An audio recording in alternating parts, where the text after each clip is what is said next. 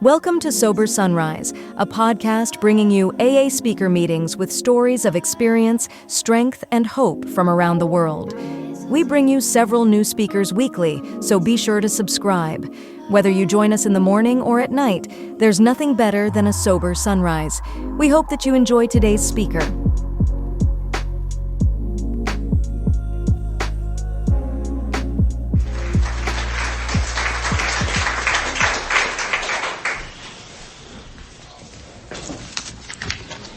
Room.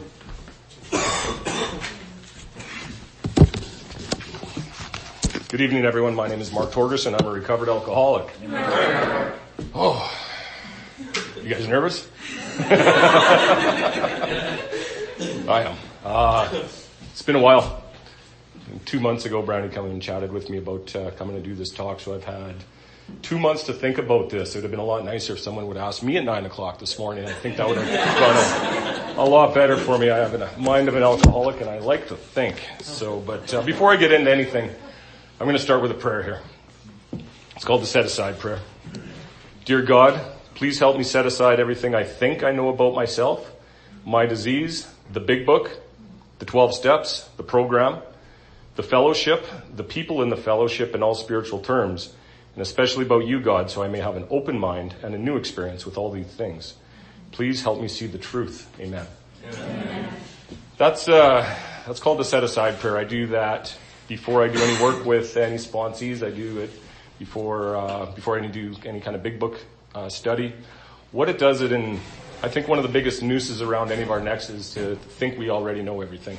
Whether it's, for me, it's because I work with a lot of people, and sometimes I think I know more than I do, right?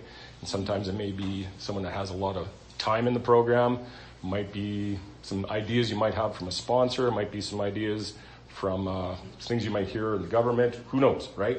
So anyways, this invites us to have an open mind and a new experience with all these things. First and foremost, I would like to thank the committee again. Please, everyone.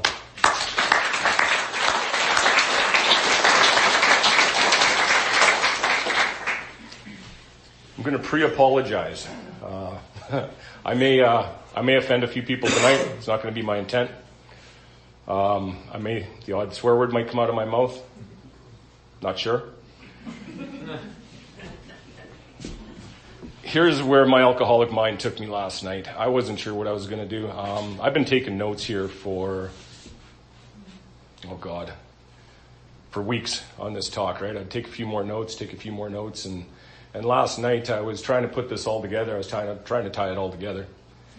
And I had about 30 pages of notes. So watch for the upcoming novel, Memoirs by Mark. And what I realized is about midnight last night, I had a little meltdown. I'm looking at these notes, and I'm not liking what I'm seeing, not at all, right? And I had this little meltdown about midnight last night, and I threw them all in the garbage, and I kicked the garbage can, and I'm like, cursing Brandon, cursing AA. And I didn't like any of it, right? I'm going to take a bit of a different approach with everything here tonight.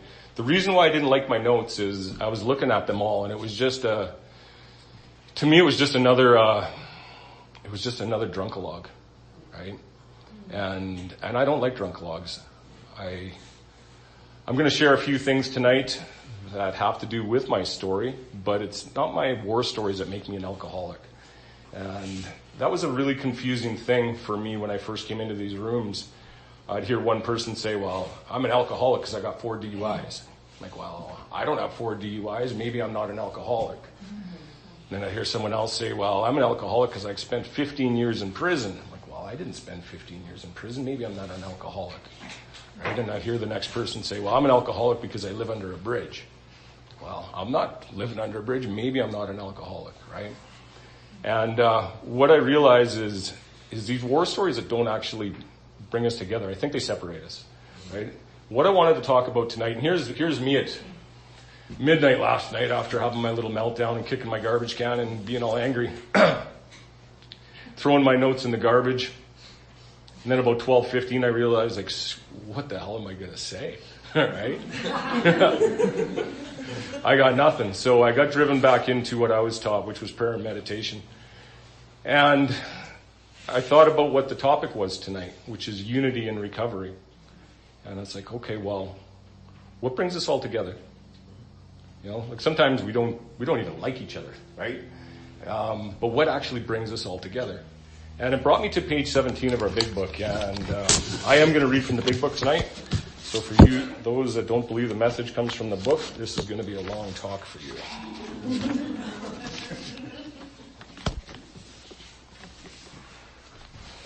And this has to do with unity and recovery. The feeling of having shared a common peril is one element in our powerful cement which binds us.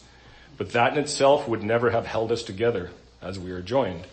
The tremendous fact for every one of us is that we have discovered a common solution, right? Not my solution, a common solution.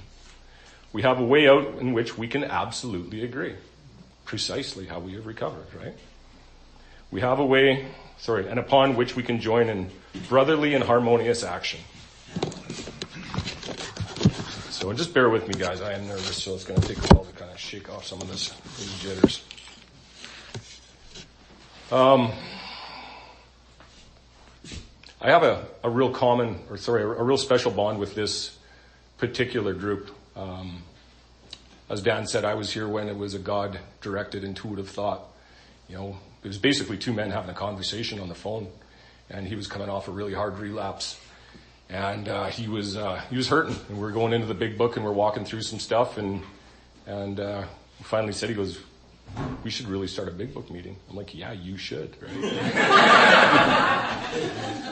And he's not the first newcomer to have a lot of enthusiasm, let's just say, in early recovery, and most of the time it pitters out, but me as a sponsor, I'm there to match those efforts. And I got a hold of my sponsor in Texas, and we got some information, and he went for it. He got going, right? And it's really cool to see the big book making a comeback in this city, because this is the only big book meeting in our city, and I do believe that to be quite important. Just going to share a couple of cool little notes that I wrote in regards to the big book. There's been 50 million copies of this sold, which I think is a really cool stat. 227 anonymous fellowships have picked up the 12 steps and the 12 traditions. Right? So this has been the driver of so many other fellowships. Named by Time magazine as one of the most influential books written in English. Library of Congress named it as one of the books that helped shape America. Arguably the most important thing to happen in the 20th century. Millions of lives have been saved by the message that's in this book. So that's a pretty cool deal.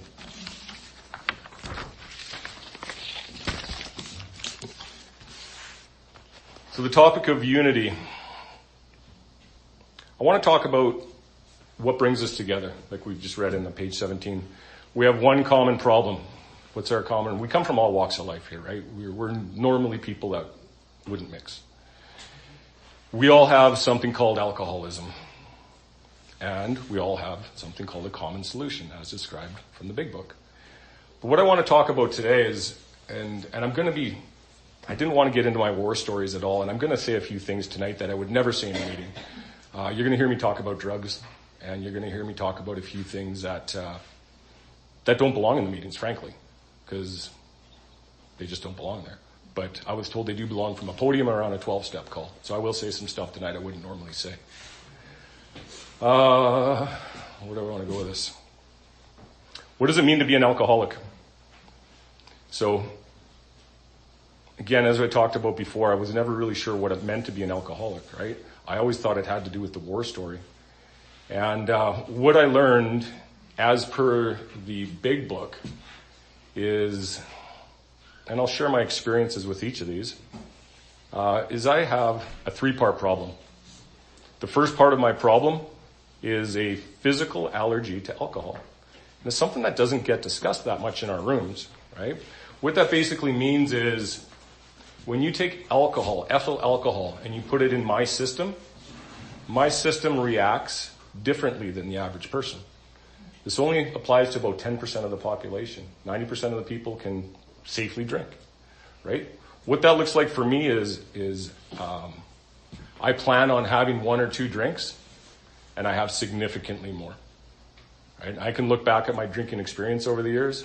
I planned on having 1 or 2, but I get thirsty after the first drink, not before. Right? I want more.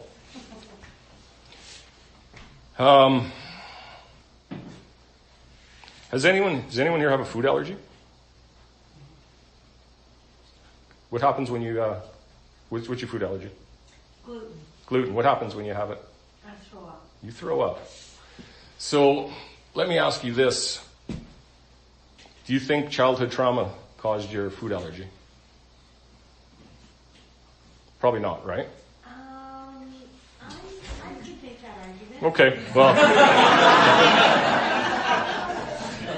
let's use a different analogy. Let's use the analogy of strawberries, being allergic to strawberries, right? It's a high likelihood that my allergy to strawberries wasn't caused by childhood trauma. I know that a lot of people have suffered childhood trauma in recovery, and I think it's important that you visit that, and I think it's important to get outside help with that. But not everybody. I don't believe that to be the cause. I believe this to be genetic in nature. I believe this to be handed down through generations. For me, if I look at my family tree and give it a good shake, there's alcoholics littered absolutely everywhere, right? I actually had a good upbringing, Here's the funny thing is, I went to a treatment center years ago and spent a lot of money to be there. But they came from the idea that all addiction is a result of childhood trauma. And they weren't going to let me leave until I came up with something. And I did. By the time I left, I blamed my parents for it, right? And again, I don't want to dismiss anyone that has had childhood trauma. I think it's something that's really important to deal with, right? I'm a big believer in outside help. But for myself, I didn't come from that. I had a good family. I had a good upbringing. I had good parents. They're my dad was an alcoholic, but he was a good man, right? My life wasn't perfect, but it was good. The allergy I believe to be is genetic in nature. And what happens with me in the allergy is it leads me into different things. In my early drinking, the allergy would, sometimes I'd plan on having 1 or 2 drinks, and I'd have 1 or 2 drinks, But as my drinking career progressed, pretty much every single time when I planned on having 1 or 2, I would have significantly more, right? And then that led me into a world of drugs as well. I did a lot of cocaine, and I did a lot of other stuff. I slept around a lot. There was a lot of gambling. There was a lot of things, but everything always started with the first drink, right? And I would never really know what was going to happen. It's funny because there were so many people that would say to me, it's like, Mark, we didn't even realize you were that bad. We didn't realize that you're that bad. They would see me at 9, 10 o'clock, or earlier. But what would happen to me is I'd disappear and I'd take off alone. And I'd go buy a 40 of whiskey, an 8-ball of cocaine, go home, Percocet, sleeping pills. I spice the night up with a Viagra, right? So, and I'd wander around with a baseball bat alone, staring out my window, looking for cops in my trees. That's what I would do. That's where the allergy took me. That was no longer fun. So the physical allergy to me was, I like analogies, and I like the analogy is the allergy can be looked at like sex, like having sex with a gorilla. Once it starts, it ain't over till the gorilla says it's over.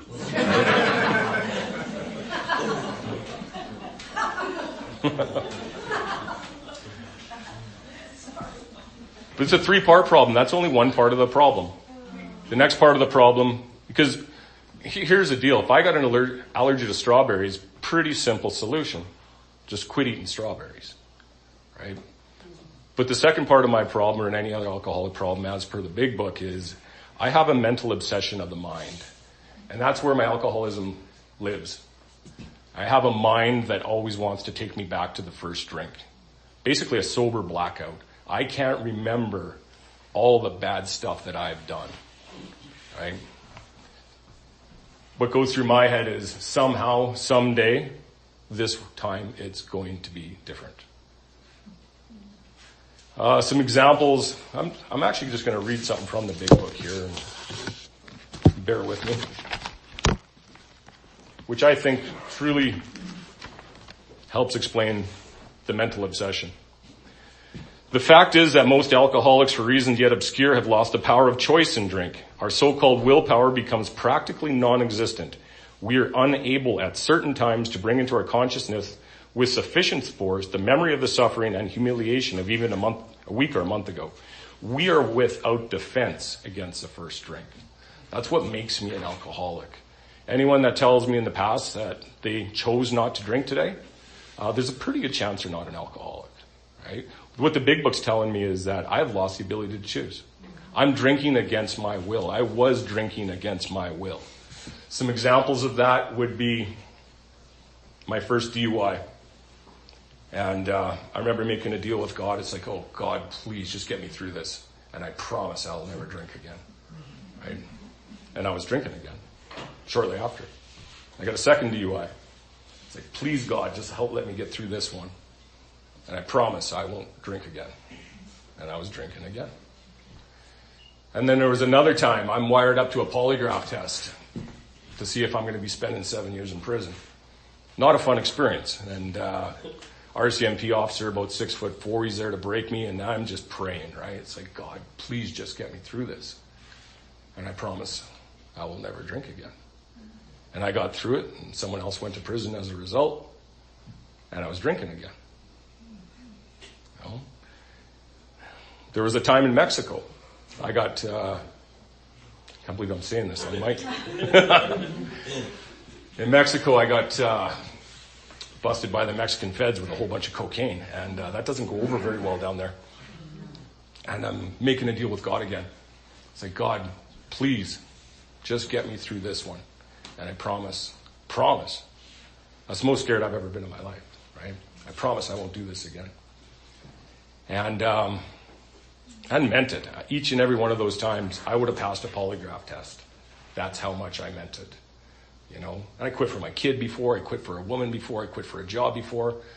Every time I meant it so much that I would have passed a polygraph test. Now, thank God the Mexican feds are crooked, and I was able to buy them off. And, but again, within 24 hours, I'm back at it, right? I've lost the ability to choose whether I drink or not. A good analogy for the mental obsession would be this. It's like a dog returning to its vomit, you know? It's like the dog knows it's a bad idea. It's like if you were to say to him, like, if he could talk, he's like, yep, this is a really bad idea, but here I go. And I'm not sure why, right? I'm really not even sure. I don't even know why I'm doing this, but I'm going to do it, you know? And that's the crazy part of this illness. I got a physical allergy, I got a mental obsession. And at the root of it all, and it's a part that we don't talk about that much, is the spiritual malady. I have a malady of the spirit, and this is how I feel in a sober state. I started drinking at the age of 12, and I think I needed one at the age of 6.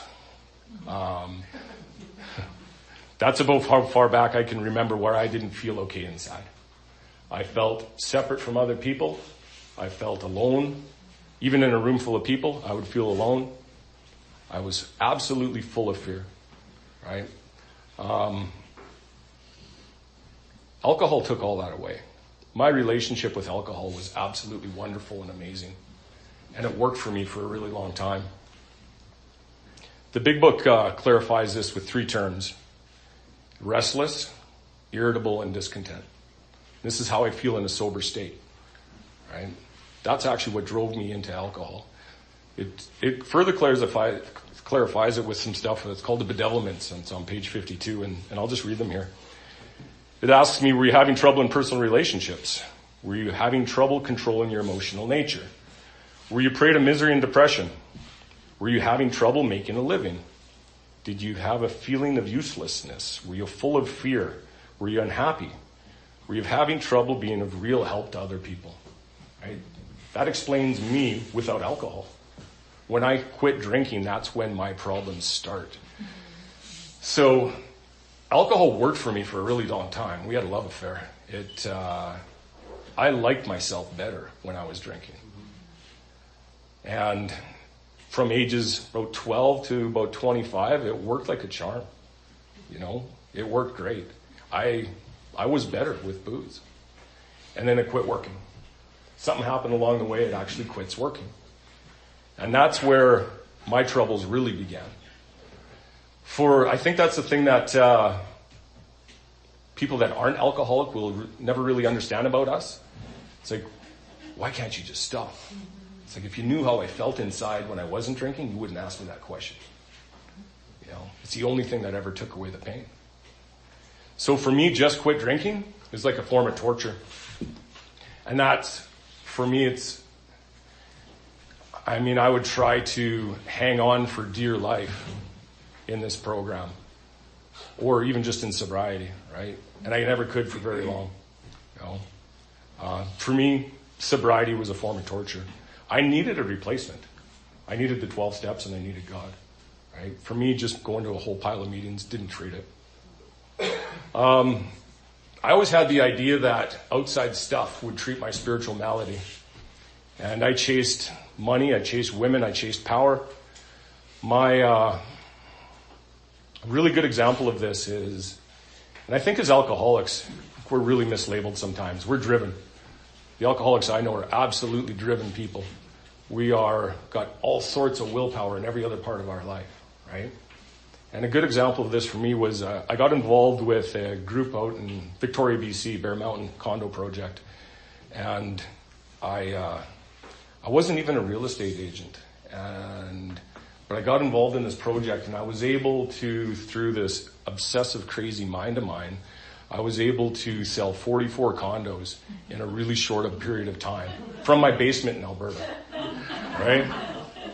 And that was as much as their entire staff combined on site. So the ownership group was a group of NHL players, and they had me come out there in honor of what I was doing. And these guys are household names. 2 of them are in the Hockey Hall of Fame.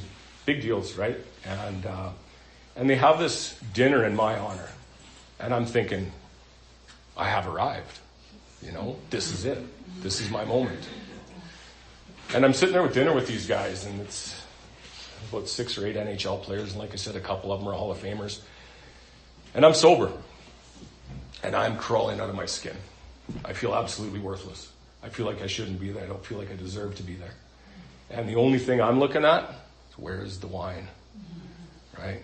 That's all I'm staring at. They're talking to me and I'm just like, coming out of my skin.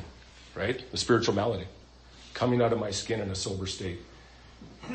Pour myself a glass of wine, guzzle it. They're looking at me. Right? Like, are you okay? And about halfway down in my second glass of wine, I'm like, yeah, I can breathe. I can talk, right? And then I became the man that they'd known. Before I was just a scared, frightened 12-year-old child, sitting there with a bunch of men thinking that I'm something that I'm not. The spiritual malady. So I believe that's what we all have in common, 3-part problem. I don't believe that our war stories bring us together. I believe that they push us apart. What else do we have in common? What we have in common, I believe, is a 3-part solution. A 3-part problem, a 3-part solution. 1 is recovery, which is the meetings and the 12 steps. 2 is unity, which is meetings and fellowship. Service, which is sponsoring other alcoholics, helping, this kind of stuff. Sharing meetings, sharing hope, right? I was in and out of AA for 7 years trying to get sober. And I wasn't getting it. And I'd go to meetings. I remember getting drunk right after a meeting. I was in a church basement and I'm new. And I'm hearing one person after another, after another, after another. One guy's complaining about traffic. The next guy's complaining about his wife. The next guy's complaining about his job. And everyone's just complaining and complaining and complaining. Right? I'm like, if this is recovery, I'm taking my chances out there. You know? And the thing is, I kept coming in and out and in and out and in and out and in and out. And the only thing that I was being told was go to more meetings. Go to more meetings, more meetings, more meetings, more meetings. 90 and 90. And I remember doing about 100 meetings in 90 days and wanting to put a bullet in my head. Meetings was not treating my spiritual malady. I needed to do the full program. And that's the promise that was made to me by my sponsor real early. Promise that I make to anyone that I work with is I draw the circle and the triangle. Recovery, unity, and service. And my promise to anyone that I work with is if you live in the center of the circle and the triangle, you will not drink again. Whenever I call my sponsor out in Texas, and usually to whine about relationship issues, he always asks me, he goes, before he gets into anything, it's like, where are you? Plot yourself. Where are you in the circle and the triangle? Are you getting to meetings? When's the last time you took a newcomer through the steps? Are you starting your day with prayer and meditation? Are you doing inventory step 10 and 11 at night? Right? Are you doing the deal? You know, what I find that is when I'm living in the middle of the circle and the triangle, all the assholes seem to just leave town. You know, this is a disease of perception. It really it is. You know, my perception changes completely when I'm doing this whole deal, when I'm doing this whole program. And why do I do it? I do it for the same reason why I drank and drugged. I like the effect it produces. In the doctor's opinion, it tells us we drink and drug for the effect. It makes us feel better until it quits working. And I needed a substitute for that. So that's why I work this program like the desperation of a drowning man. You know, I do the whole deal because I like the effect it produces. I like to feel okay in my skin. Right? I want to go around this world in a sober state. I want to be excited about recovery. I want to go live a really cool life. I think that's what God meant for us to do. Right? And that's what I do is I try to live in the center of this. I certainly do not do this perfectly by any means. But I have a program that can get me back on track. I welcome the suffering now. This program is easy when life is good. You know? But the suffering, it always drives me deeper back into it. I knew I was coming up here a long time ago, and you know, last week I went and did another step 5 with my sponsor because I'm trying to clear the channel. I'm trying to clear the channel. I was a little twisted up, right? You know, I'm doing the deal. I spent a lot of time in prayer and meditation the last couple of days, you know, because I like the effect it produces. I needed a substitute. I'm going to talk about hitting bottom and some of the important players in my life. I hit my bottom when I had everything. And it didn't make sense to a lot of people. I hit a external bottom in my early 30s. I was broke. I had a business that was on the verge of bankruptcy. I was living in a friend's basement on a blow-up bed, and life was not good. That to me was my external bottom, right? But I had it in my mind that I had a case of the onlys. If I could only just get the girl. If I could only just get the job. If I could only just get the house. If I could only just get a nice vehicle. Right? And through my 30s and maybe a little bit of luck and a lot of hard work, I got everything I thought I wanted. And I remember being in Maui, looking in the mirror and staring at myself. I'm like, shit, it's still there. You know? It's still there. I had everything. I had absolutely everything. I was there with a beautiful woman. I had money. I had everything. I think bottom can come on a park bench or on Park Avenue. You know, you see millionaires blowing their brains out all the time. The external stuff does not solve my spiritual malady. I went about a 30-day stretch. I was completely spiritually sick, and I had no idea what was going on.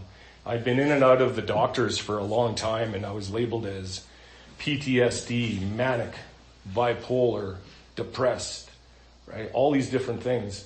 And I was given all these different meds for all of it along the way. And at the end of the day, I got to find out I'm just a garden variety alcoholic. right? I haven't done anything for a long time. But there was a period of time, that 30 days, and the bottom hit in Maui, and I went for about 30 days, and it was really hard to explain. But I thought I was going to die every minute of every day for about 30 days. And my eyes were all swelling. And there was a lot of fear. I remember going to the doctor and I'm like, there's something wrong. I'm dying. I was actually writing my obituary, right?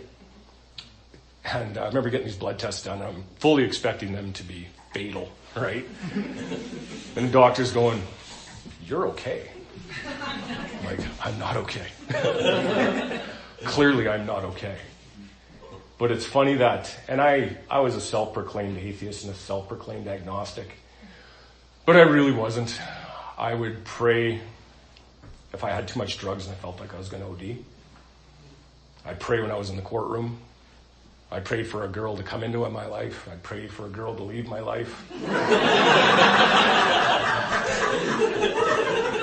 So I don't know if I was really agnostic or atheist after all. But the funny thing was I knew exactly where to go and what to do during that period of time in Maui. I started doing the Lord's Prayer at night because I didn't think I'd make it through the night. I thought I was going to die. And a few things happened shortly after that.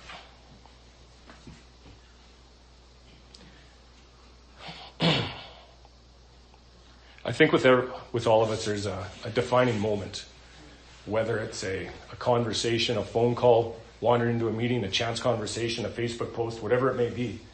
There's a defining moment which changes your entire life. For me, it was a click of a mouse. I was dying in the rooms of AA. 7 years in and out, in and out, in and out. And I clicked on to an online meeting. And it was not like a meeting I had ever been exposed to before. Everyone was very friendly to me at first. And, but they were a group that they really didn't care about how I felt. They really didn't care about what I thought. The only thing that they cared about was me taking some actions. And the deal was with this group is that you were going to be assigned a sponsor that day or leave, right? And I was pissed off because didn't they know about my feelings and how important I was? But I was intrigued. It was the first group that would rather step on my toes than stand on my grave. And I got my first sponsor there. And it was a female out of New York. And she took me through this work, and she was saying some stuff that I'd never heard before. And she took me through this work at a really rapid pace. And I got well quick. Something happened. It was almost abnormally simple. Didn't make sense to my intellectual mind. And it went really good. And I remember they really pushed us into working with other people really quickly, right? And I remember calling this lady after the fact, again, wanting to discuss relationship issues. And this lady was very blunt with me. And the question that she would always ask whenever I'd call is, did you help another alcoholic today? And if the answer was no, click. Conversation was over. Now, I personally don't do that. I'm harsh, but not that harsh. But what it did is it taught me my ultimate pathway out of this. Right? If selfishness and self-centeredness is the root of my problem, then getting out of self is my answer to this. And I was a skilled manipulator and I was a skilled liar. And it was the first person that told me the truth. And it launched me into sponsorship is what it did. And I was absolutely frightened. I was frightened to sponsor people and I was scared.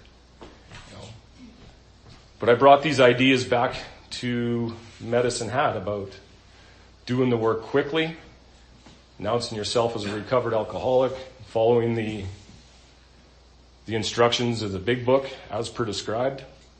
And I was welcomed with open arms, and that's the rest of the story. So, no, that's not what happened. I got a lot of pushback. And I ended up going back out one more time. And then I came back in again. And I launched into this program, right? I started sponsoring in 2 months, and I have not looked back. I've taken, somewhere between 50 and 60 people through this work, either in a sponsorship or a co-sponsorship position, because I like the effect it produced. And unbeknownst to me is a lot of these people are staying sober. A lot of you are here today. And thank you. You're the ones that are keeping me sober. There's been many times I've thought about leaving this fellowship. It's there's been some old timers that have made things fairly difficult. And there's been a lot of gossip and there's been a lot of slander. And but when you start seeing people get well quickly, man, there's not a drink or drug like that. There's absolutely no drink or drug like that out there. So thank you for all of you that have stayed. There's 3 people I want to draw attention to that have been influencers in my recovery since my original sponsor, who I've moved away from. Around 4 months sober, I started listening to the audios of a man, Chris Raymer. And he was talking in a fashion I've never heard before. He was very blunt. He was critical.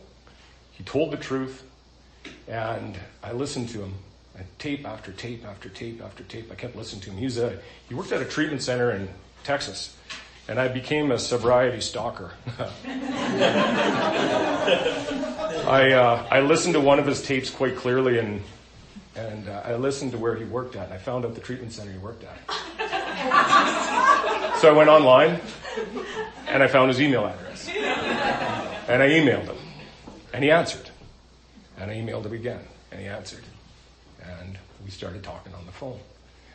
And then about 1 year sober, I asked the big question. Will you sponsor me? And he didn't say yes right away. He says, let's talk about what that's going to look like. The last thing he needed, he speaks all over the world from the podium. And the last thing he needed was a high maintenance sponsee. And I've been with him for 5 years now. And he's been a huge influencer in my life, He's a cool guy. A lot of you I know have listened to him. Dale's been a big influencer as well. I remember when I came back to the meetings here, and I was sharing the message of the big book and that you could get well in this program quickly. And I'm like, oh, Dale's going to be pissed, right? Because he intimidated me because he knew what he was talking about. And I was already taking a lot of heat. And I'm like, you know what? Screw it. I'm just going to say what I'm up to. And I remember him saying very specifically to me, he goes, that's all a product of good sponsorship. That's all directly what's in our literature. You're doing things right. I'm like, oh, thank God. I got an ally finally, And Dale's been a big influencer. And, I don't talk to Chris that much. I talk to Dale quite often. And the word sponsor is actually nowhere in our big book. It's not in there. I have different mentors. I have a variety of mentors that I go to. And third guy, he's here right now, Greg. Pastor Greg. I met Greg when I think I was about 8 months sober. And one of my friend's kids had just died. Due to an overdose. And he spoke at the funeral. And he spoke really well. And I listened to him and I heard him. And the next day, I'm driving. I'm still in the oil patch at the time. And I'm driving home. I'm driving to Brooks. I pull over to the side of the road and I call the Dream Center. I'm like, not even sure exactly why I'm calling you. But I heard you speak yesterday and I'm involved in AA. And what I'm finding is I'm working with a lot of people and I'm finding a lot of them have a difficulty being fully honest with me on their step 5. Would you be willing to get involved? And he's like, absolutely. And he made some calls to some other priests and some other pastors. And Greg's gone on to do 50, 60 step 5s. Yeah. So he's been a huge influencer in recovery and medicine hat here. I know some of you have done your step 5s with him. I know I have too. And I remember going to see him with my step 5 because I didn't feel comfortable. There's a couple things I held back on, right? And I remember going to see him to do my step 5, as nervous as I was tonight, maybe more. And I'm holding this document like the secret CIA document. Right? And I let it all go that day, And he's like, if there's a name for it, someone else has already done it. And it was good. But I remember a conversation that I had with him. I showed up with a big book and I gave it to him and he's like, can I be honest with you? I'm like, absolutely. He goes, I got a bit of a beef with your program. I'm like, oh, what is that? He's like, you got to tell everyone you're sick for the rest of your life. I'm like, that's not true. And I opened up the big book and I showed him the very first promise on the big book, which is the story of how many thousands of men and women have recovered from alcoholism. And then I showed him why the book was written. So this is precisely to show other alcoholics how we have recovered. And then I showed him on page 90 of the book. It's like, we are to draw attention to ourselves as people who have recovered. He's like, you know what? He goes, I didn't know any of that. He goes, I was under the impression that you had to tell everyone you were sick for the rest of your life. I'm like, that's not a message of hope, right? I'm well today. My life is good. And I think that that's a message I want to give to the newcomer, is you can get well, and you can get well quickly. The obsession can be removed, right? I have a daily reprieve based on my spiritual condition. I can never safely put alcohol in my body. Abstinence is my only answer. That is not what recovered means. It does not mean cured.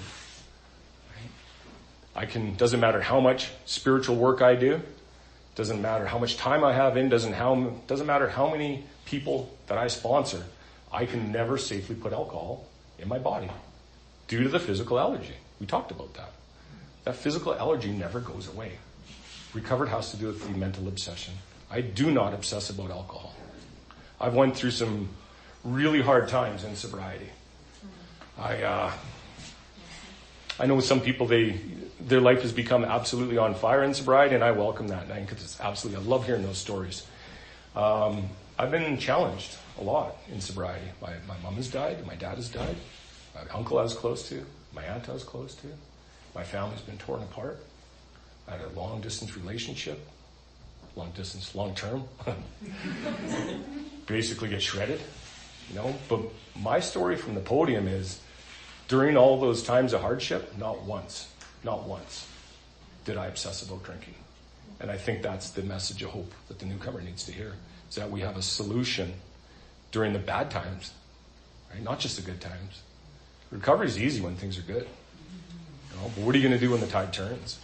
Right? What are you going to do when she leaves or he leaves, or when you lose a job or a family member dies? Right? This program, this book gives me a solution for that. What's my life like now? I can walk this earth a free man. I couldn't do anything before. I was so riddled in fear. I went to Las Vegas 6 times in the last 12 months. Now, that would make an addiction counselor's mind explode, right? My sponsor tells me that trigger is the name of a horse and it's dead. If you work a good, strong program, you can do stuff. I'm not reckless. All my trips are based in recovery. I've got tons of friends in Las Vegas in recovery now. I think that's what we're meant to do, is go live a really cool and exciting life in recovery. Right? I don't think it's supposed to be dull and boring. And what I find is the more people I work with, lack of power is my dilemma. The more people that I work with, the more people that I try and help, I'm given power. Right? I don't even know how this thing works. It's just bizarre sometimes to me. But before I go on a trip, I'll make sure I do some work with somebody, right? And I'm lifted up. My spirits are lifted. And I can go do that work. And I can go travel. And I can go do some really cool things. My life has purpose. Before, my purpose was making money, chasing women, power, right? All external stuff. There's a group that I created a few years ago called Solution to Recovery. And basically what it was is we're having such a difficult time sharing the message. And it was originally me and Ryan H. that just started sharing a few audios. And a few more people, and there was a few more people, and a few more people. And then I created I didn't want me to be known as the trusted authority. And in the middle of the night, this name just came to me, Solution to Recovery. And I went and registered the domain and started sending some audios and stuff from there. And this thing something really crazy started to happen. And my sponsor sponsors 35 men from all over the world, and he had these 35 men added to it. And what ended up happening is these articles I was sending out, Google started to block me because it got too big. They thought I was spam. This thing just kept on growing. There was a real need, a real want for a solution, right? So this girl out of Calgary gave me a hand, and we got this thing up and going and moved it over to MailChimp. And this thing is, I've got 250 people on this list here now from all over the world, and I didn't see that coming. I didn't see anything like that coming. That wasn't my plan. And it's pretty cool because with MailChimp, you send an article out and you can see where it goes right throughout the world. So I'm looking at this, and I send an article out, and some are more popular than others, and you can see this world map start lighting up as these articles get forwarded, and I'm staring at my screen like a little crackhead, right, watching this thing go across the world. So, but it's it's cool, right? I didn't see any of this kind of stuff coming. My life has purpose. My life has meaning.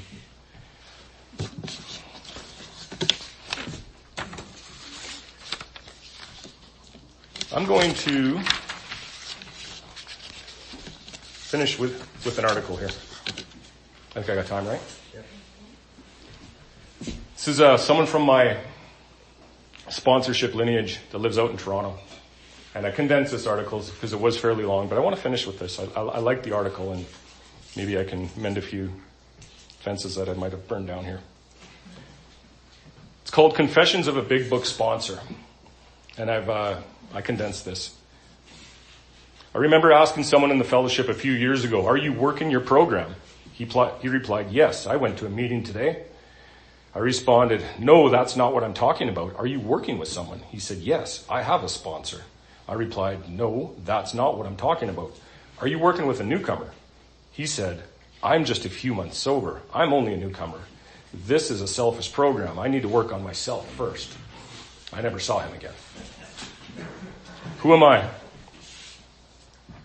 I'm a Big Book sponsor. I practice a 12-step program as outlined in the Big Book of Alcoholics Anonymous. The original recipe for recovery as practiced by the original 100 who recovered from a seemingly hopeless state of mind and body. You can recognize me at 12-step meetings because I'm the one who brings my own Big Book. To show other alcoholics precisely how I have recovered is the main purpose of this book. I carry a common solution, a way out in which we can absolutely agree, and upon which we can join together as brothers and sisters in harmonious action. My deportment shouts that I am a person with a real answer. I carry no attitude of holier than thou. I do not talk down to the alcoholic from any moral or spiritual hilltop. I ask for no payment. I have no axes to grind, nor people to please. You can expect to endure no lectures from me. My only desire is to be helpful. I offer friendship and fellowship. What do I do? You will find me at 12-step meetings armed with the facts about myself. As an ex-problem drinker, you will see me making an approach to the newcomer, looking for someone who needs and wants to hear about our common solution, someone with an honest desire to stop, someone who wants what I have and is willing to follow instructions as outlined in the Big Book, someone who wants to be joyous and free of active alcoholism. Working with other alcoholics. I've carried the message of the Big Book to many alcoholics, and rarely have I seen a person fail who has thoroughly followed our path. Untreated alcoholics are unlovely people. My struggles with them are strenuous, comic, and tragic. Those who could not or would not see our way of life are often consumed by their temptations, which leads them to the gates of insanity or death. I have worked hard with many alcoholics on the idea that only an alcoholic can help another alcoholic. I have had many failures. I once asked another Big Book sponsor about their success rates, and she replied, "I'm 100% successful." Astounded, I asked, "How is that possible?" She replied, "I'm still sober." To me, that's one of the best kept secrets in our fellowship today. I often hear that this is a selfish program, but whenever I put my sobriety first, I could never stay sober. As Dr. Bob once remarked, strenuous one-on-one work with another alcoholic was vital to permanent recovery. Love and tolerance of others is my code. In the 12-step rooms, I've been accused of being a step Nazi, a Big Book thumper, a holy roller, a zealot, a big book page pusher, and recently I was called a steptard.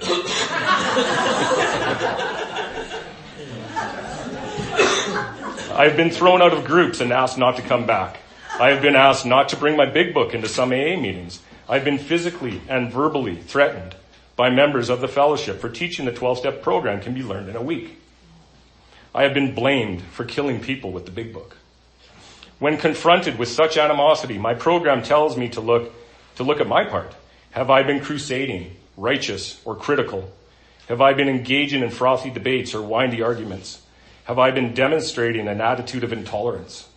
Yes, there have been times when I have been all these things, but I claim spiritual progress, not perfection. I am no saint. I confess that I am a big book fundamentalist. I work my big book like a recipe of recovery. When I follow the 12 steps instructions as outlined in the big book, it awakens my mind and I make conscious contact with a higher power.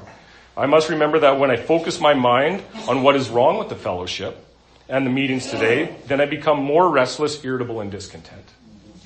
I must remember that the meetings are filled with many suffering and untreated alcoholics, many of them with long-term sobriety time. Therefore, I practice acceptance and focus on what is good about the meetings and the fellowship. I try to see how I can positively add to the meeting. My only desire is to be helpful. Sometimes I have charged the meeting makers of killing people with their don't drink and go to meetings mantra. In return, the meeting makers make it sect have accused me of killing people with my big book thumping attitude. What I've learned is this. It is not the meeting makers that are killing people, nor is it the big book thumpers. It's the 20 to 30 years of abusive drinking and using drugs that's killing alcoholics and addicts. I must remember that I have no monopoly on recovery, but I do know that the big book solution works. Why do I continue to work with other alcoholics? Over the years, I've witnessed a fellowship grow up around me. I've watched a spirit grow in the eyes of a suffering individual and seen them recover from a seemingly hopeless state of mind and body. I've seen them make a 180-degree turn in life, only to help some other suffering alcoholic do the same. This is the experience I would not miss. I know you will not want to miss it either. Frequent contact with newcomers of the big book sponsors is the bright spot in my day. A vision for you. Thus I grow spiritually, and so can you with the big book in hand. It contains all you will need to begin working with the alcoholic who still suffers. I know what you were thinking. I'm only a newcomer myself. I do not have enough sobriety time to be used of it to anyone. What could I possibly offer a newcomer? Maybe I should wait a year or two. Rubbish. By working the big book solution, you will tap into a source of a power greater than yourself. To duplicate with such backing what I have accomplished is only a matter of willingness, patience, and labor. Remember, your reliance is always upon your higher power. It will show you how to create the fellowship you crave. Ask in morning meditation what you can do for the alcoholic who still suffers. The answers will come if you work your program. But if you're on shaky ground, you'd better work with another alcoholic instead.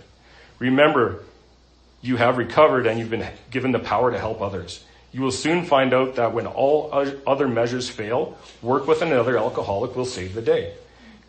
Give freely of what you have been shown and join us in the broad highway of fellowship and spirit. You will surely meet some of us as you trudge the road to happy destiny. Trust God, clean house, and help others. That's it.